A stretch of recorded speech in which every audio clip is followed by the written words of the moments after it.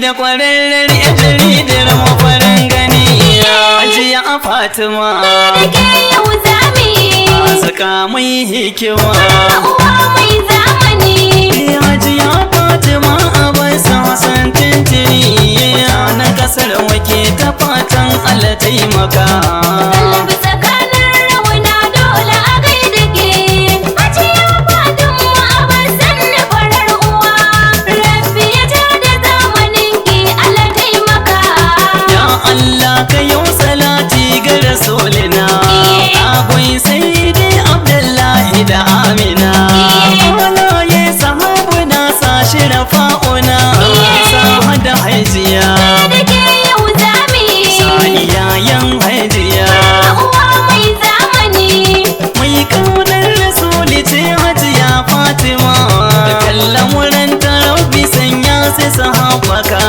Kallabi tsakanin rauna dole a gaida ke Hajiya Fatima a basan da farar uwa Rabbi ya ja da zamanin ki Allah taimaka Tuli sani rabi ya zo yanzu ya gaida ke Al'umma maza da mata sun yaba da ke Barnar 'yan jarida kasar mu ina yake Hajiya Fatima da ke yau zami Gani na so har gida uwa mai zamani Fatan za ki karɓe ni da a gare ki ni In maki mai tuka in gaishe ki farar uwa Kallabi tsakanin rauna dole a gaida ke Hajiya Fatima a basan da farar uwa Rabbi ya ja da zamanin ki Allah taimaka zauna da lafiya gai da farar uwa ilimi na dama hagu cire damuwa aiki na jarida fakin kai ya kokowa NTA kike da ke yau zami Abuja Channel 20